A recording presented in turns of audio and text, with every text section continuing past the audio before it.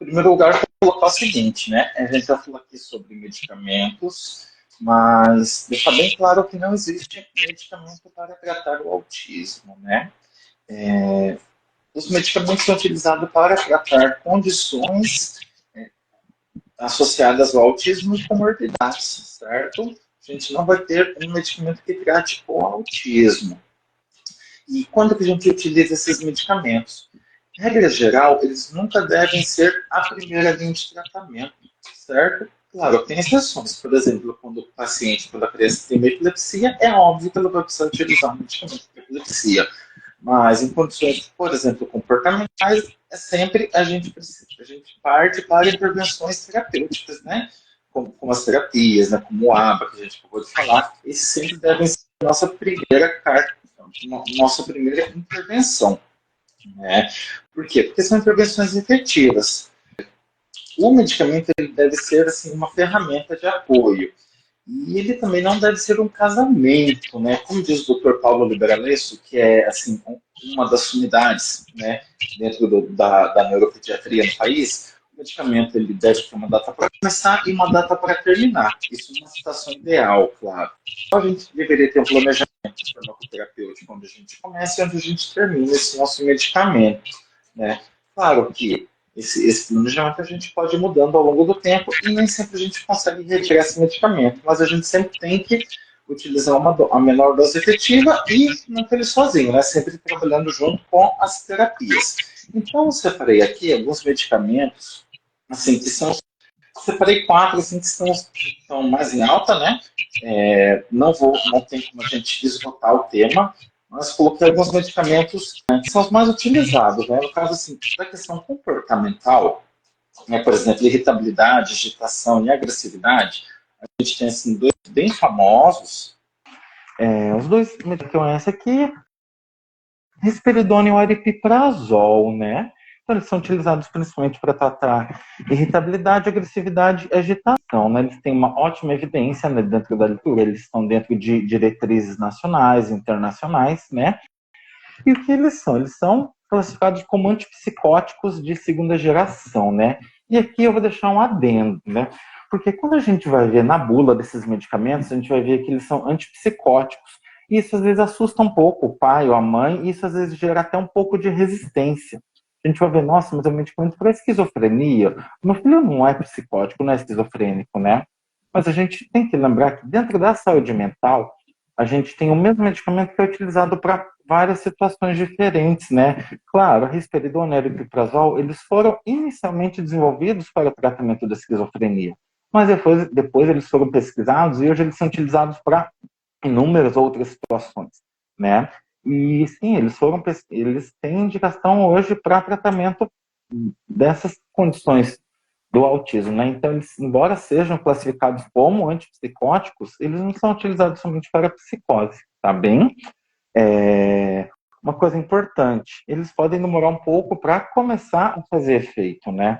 Então, às vezes, a gente começa a dar risperidona ou aripiprazol para nossa criança e o efeito não vai aparecer ali em 1, 2, 3 dias, em uma semana, tá? Então, a gente tem que ter um pouco de paciência e persistência, né? A gente não pode, assim, logo desistir do tratamento, certo?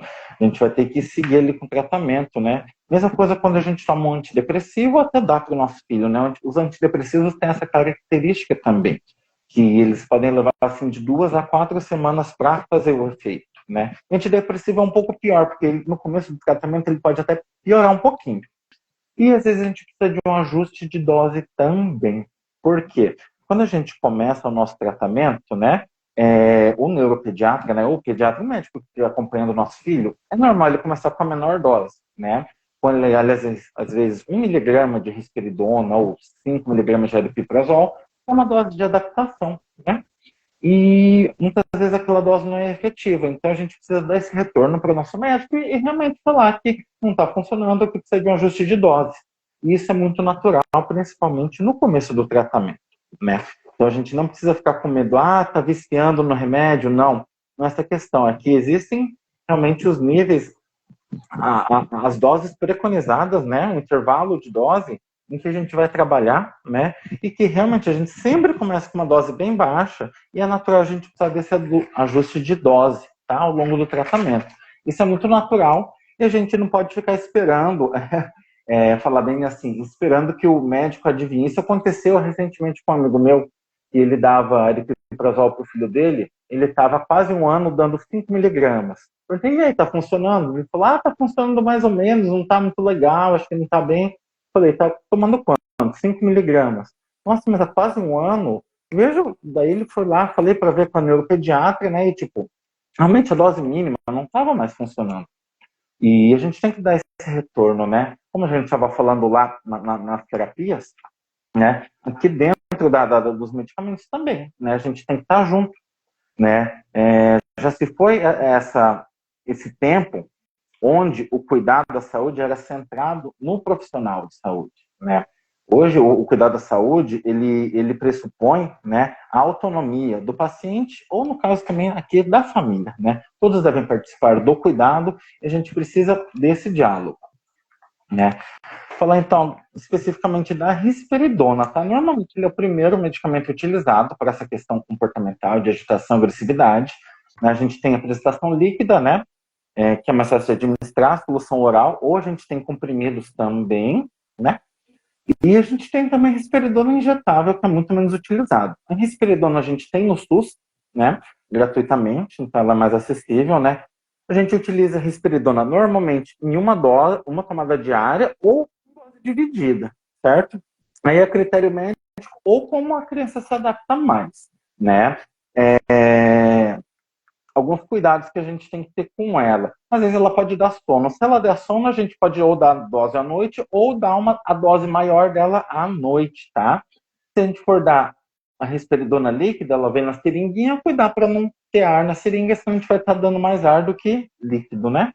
E a gente pode misturar ela com alguma bebida que a criança gosta. Às vezes é difícil dar remédio para criança, né? A gente pode misturar, de repente, com algum suco, algum leite que a criança gosta, contanto que ela tome tudo, menos com chá, tá? Chá e refrigerante também não deve misturar, que pode prejudicar a absorção da risperidona. O aripiprazol, a gente também tem a prestação líquida, né? Que é a suspensão oral. Atenção, tudo que tiver escrito suspensão, qualquer medicamento a gente tem que agitar, tá bem? Todo medicamento que for leitoso, que tem aspecto de leitoso ou areinha, a gente tem que agitar bem antes de usar. Por quê? Porque ele não é uniforme, tá? A gente tem que agitar para garantir que toda vez a gente vai pegar a quantidade adequada. Aripiprazol a gente tem comprimido também, a gente tem injetável, que também é menos usado. Aripiprazol já ele não tem no SUS, tá? E ele é tomado uma vez só por dia, normalmente à noite também, porque ele costuma dar um pouquinho de sono. Uma coisa que os pais sempre me perguntam do aripiprazol. Ele vem escrito na caixinha uso adulto, né? E daí os pais até ficam com receio, porque ele é utilizado para as crianças com autismo. E daí, às vezes, até perguntam, nossa, mas será que não é esse exatamente? Será que é algum outro? Ou será que eu posso dar? E, gente, tá? Pode, tranquilamente. O que acontece? Por que o medicamento vem escrito uso adulto ou uso pediátrico na caixinha, né? Isso, na maioria das vezes, é a orientação correta, tá? É a orientação que a gente deve seguir, mas no caso do aripiprazol, ele é utilizado tanto em diretrizes nacionais como internacionais para uso pediátrico. Ele é registrado em outros países para uso pediátrico. No Brasil, ele ainda não tem registro para uso pediátrico, meramente porque o laboratório fabricante não solicitou esse registro, tá? Por quê? Quem dá esse registro é a Anvisa, né? A Agência Nacional de Vigilância Sanitária. Mas a Anvisa não é ela que determina se o medicamento vai ser de uso adulto ou pediátrico. Ela apenas autoriza, né? Quem tem que pedir é o fabricante, né? Então, por algum motivo que eu desconheço, ou desinteresse algum comercial, ou porque, enfim, por algum motivo o fabricante não solicitou que fosse incluída essa informação de uso pediátrico. Então, o aripiprazol ele ainda vem escrito uso adulto na caixinha.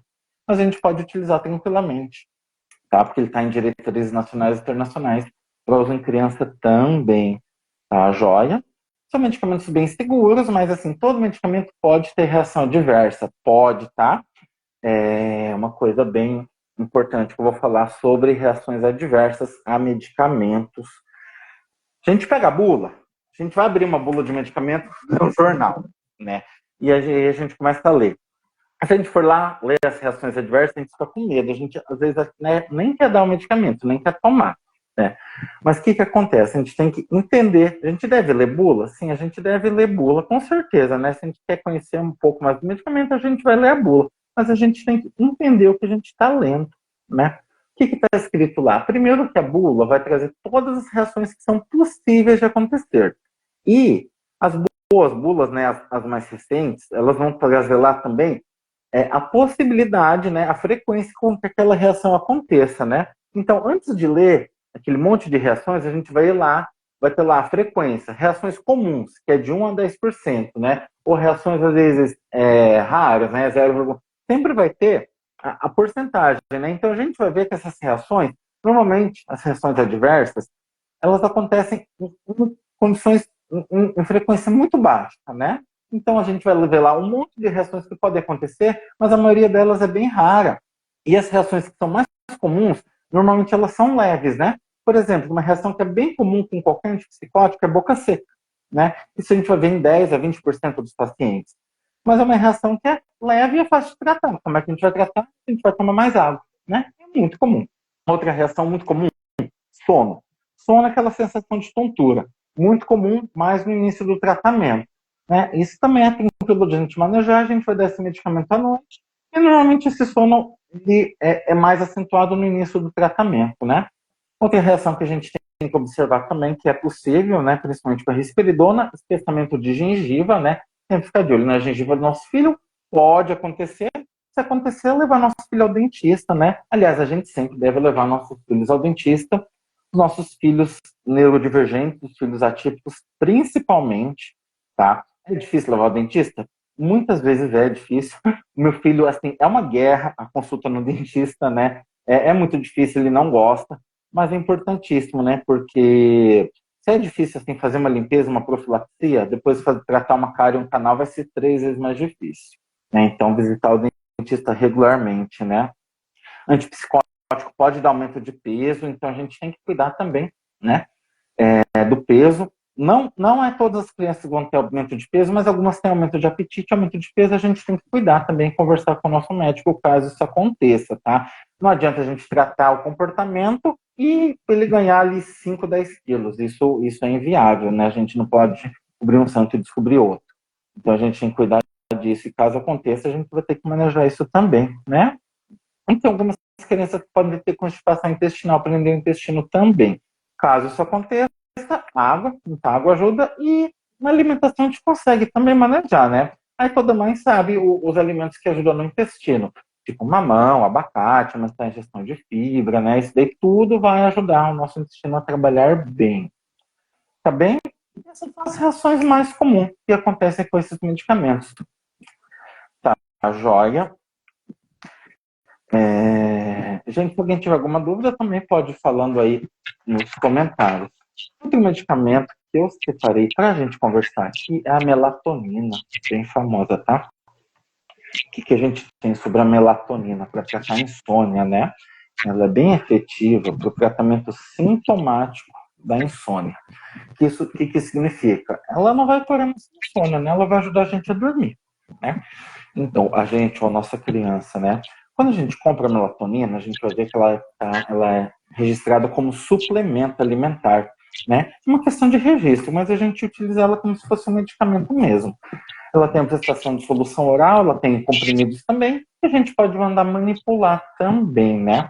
Quando a gente manda manipular, ela vem em suspensão, que é igual eu já falei para o a gente tem que chacoalhar. Melatonina manipulada a gente tem que chacoalhar e muito bem, porque ela é um pozinho que ela fica bem sedimentado, tá? Então chacoalhar muito bem para ela funcionar. E a melatonina tem uma coisa interessante, tá? A dose dela não é equivalente entre apresentações. Então, se a gente toma uma dose do manipulado, nem sempre, tipo, 1 miligrama do manipulado não vai equivaler a 1 miligrama do comprimido. Às vezes, tá, a dose e o efeito não é equivalente entre apresentações. Às vezes, não vai bater, tá bem? Como que a gente toma melatonina. A gente vai tomar, a gente tem que ir deitar e, por exemplo, largar o celular, desligar a TV e ficar no escuro, senão a melatonina não faz o efeito, tá? Se a gente tiver com luz, com tela, é a mesma coisa que tomar água. Ela precisa do escuro para fazer o efeito dela, tá bem? E por fim, falar sobre um medicamento muito em alta, que é o famoso canabidiol, né? O canabidiol hoje é quase sinônimo de autismo, né? Falou de autismo, canabidiol, né? Tem pai e mãe que saiu com o diagnóstico já quer o canabidiol, né? Pergunta, nossa, mas seu filho não toma canabidiol por quê? E isso é a febre do momento, né? E quer se usar o canabidiol para tudo, né? E assim, essa é uma live científica, né? Então vamos meter a ciência, né? Eu acho que quando a gente foge da ciência, a gente acaba indo para o obscurantismo. Então, a gente vai ter aqui a ciência, né? E primeiro, né? Igual eu falei lá no começo, medicamento a gente tem que usar quando a gente tem indicação, né? E o medicamento nunca deve ser a nossa primeira investida, né? Então, é muito ruim isso de teve diagnóstico de autismo e já vai utilizando canabidiol. Não, né? Autismo não pode ser sinônimo de medicamento nenhum, muito menos de canabidiol, né? Então, a gente tem que desamarrar isso, né? Que mais? Apresentações do canabidiol. Existem dezenas delas, né? Tem diversas concentrações, existem diversas composições, com THC, sem THC, né? Tem formulações nacionais, importadas, tem aquelas que são produzidas assim de modo alternativo, né? E então a gente tem um monte de formulações e elas também normalmente não são equivalentes em dose, tá? Cada uma funciona mais ou menos de um jeito, até porque a gente não tem muita certeza de como que ele funciona, né? E o que a gente tem de evidência científica do canabidiol, tá? Extrapolando um pouco o autismo, a gente sabe que o canabidiol funciona muito bem para alguns tipos de epilepsia, né? Epilepsia refratária, aquela epilepsia que não funciona bem com os medicamentos convencionais, a gente tem uma evidência boa de que ela vai funcionar com canabidiol, né? Para isso, assim, o canabidiol, a gente pode dizer que ele salva vidas em alguns casos, né? Ele tem uma eficácia ótima para alguns tipos de epilepsia, né? Para dor crônica, a gente tem muitos estudos, né? E com resultados variados, né? No tratamento da dor crônica. E a gente tem, assim, concluindo uma discreta melhora para dor crônica, né? Algumas diretrizes internacionais já utilizam canabidiol para dor crônica, mas sempre ali como terceira, quarta linha, né? Nunca como primeiro medicamento. Ele também nunca é utilizado sozinho, né? E chegamos no autismo, o que a gente tem? No autismo, a gente até o momento não tem uma evidência conclusiva, né? Que ele tenha, que ele sirva para tratamento dos comportamentos dentro do autismo, tá? Até o momento, todos os estudos falharam em demonstrar evidência. O que isso significa? Significa que não funciona? Não, a gente não tem isso ainda, tá? Mas os estudos que foram feitos até agora, o que aconteceu? Dentro das crianças que foram utilizadas no estudo, a gente teve assim, uma porcentagem que apresentou uma boa melhora e uma grande quantidade que não apresentou melhora, né? Então, isso a gente não conseguiu concluir, né? Por que falharam? Não se sabe. Talvez uma diferença genética de algumas crianças para outras. E a gente não sabe, isso não foi analisado nesses estudos, né? Então, a gente não tem nenhuma evidência ainda, né? Gente, eu não estou dizendo que não é para usar, tá? Canabidiol. Isso é uma decisão individualizada, né? Tem que ser tomada entre o paciente, a família e o médico, né? Reações adversas, riscos do uso do canabidiol. A gente não tem certeza a longo prazo, né? Porque é um medicamento novo, né? Mas o que a bula traz para a gente? Risco de infecções, sonolência ou insônia, né? Dependendo do paciente, aumento ou redução do apetite. Algumas pessoas têm mal-estar ou fadiga, e alguns têm irritabilidade, né? Isso é o que a gente tem descrito em bula, né? E uma coisa que eu queria citar também, muito importante, tem gente que fala, mas o canabidiol é natural, então vamos utilizar. E esse é um detalhe que a gente tem que desmistificar, tá? Primeiro, o canabidiol não é natural. O canabidiol é um produto, é um medicamento como outro qualquer. Por quê? A gente tem que entender essa questão do natural, né? que não existe essa diferenciação entre natural e artificial, né? Tudo que o homem põe a mão e transforma já não é mais natural. Utilizar a frase de um professor de farmacologia, o André Batti, que eu gosto muito. A partir do momento que você se senta num vaso sanitário para fazer suas necessidades, aquilo já não é mais natural. Porque o natural do ser humano seria ir no meio da floresta e fazer suas necessidades lá, né? E daí, nisso eu puxo um outro exemplo. Quando você come uma maçã, né? Poxa, maçã é uma fruta, uma coisa natural. Aquilo também não é natural. Porque aquela maçã você pegou da sua geladeira e saiu do supermercado. E aquela maçã, ela não saiu de um pomar, ela foi plantada em série, com uma semente que foi selecionada, que foi cultivada usando melhoradores, né? Então, o ser humano sempre transforma o seu ambiente, certo? Então, essa questão de natural e artificial, não existe essa delimitação, né? Então, o ser humano sempre transforma o seu ambiente e, ao mesmo tempo, tudo vem da natureza, né? No caso do canabidiol, ele é um produto de uma extração química da planta, né? A cannabis, né, enquanto planta, ela tem mais de 500 substâncias, né, que a gente chama de fitoquímicos, né, mas de 500 ativos. E o produto canabidiol, ele tem um, né, ou dois, né, às vezes ele tem o CBD e o THC. Então, ele tem um ou dois princípios ativos. Então, é lógico que isso passou por uma extração química. Né? Então, sim, ele é um produto, né? Ele é um medicamento, ele não é mais ele não é um produto natural, né? Também tomar muito cuidado, igual eu falei, se você vai usar o canabidiol, se você decidiu por utilizar, tomar muito cuidado com esses produtos artesanais, esses produtos, às vezes, que são feitos em fundo de quintal, né? Porque uma mãe me falou esses dias, mas quanto mais natural, melhor, né? E não é bem assim, tá? Porque, igual eu falei, a cannabis ela tem mais de 500 ativos fitoquímicos, né? Como é que a gente vai extrair? Se a gente quer fazer o nosso CBD mesmo, a gente tem que ter o cuidado. Como que a gente vai extrair? Essa extração tem que ser a determinada temperatura, em determinada pressão, fazendo um determinado tempo. Existe todo um processo, né? E quando você faz uma extração assim artesanal, a gente não garante como que a gente está fazendo, a gente não sabe, né? E você daria para o seu filho um produto que você nem sabe direito como foi feito, né? Então, tomar muito cuidado com esses produtos assim de origem duvidosa, né? E é isso que eu queria trazer de medicamentos, tá bem? Resumidamente é isso. Lembrar então que o medicamento ele é uma ferramenta, né? E assim, quando bem utilizado, ele vai trazer benefícios muito importantes para a gente, mas ele nunca deve ser a única ferramenta, né? A gente vê às vezes as crianças autistas sendo sobremedicadas, mas porque a terapia muitas vezes ela é de difícil acesso, né?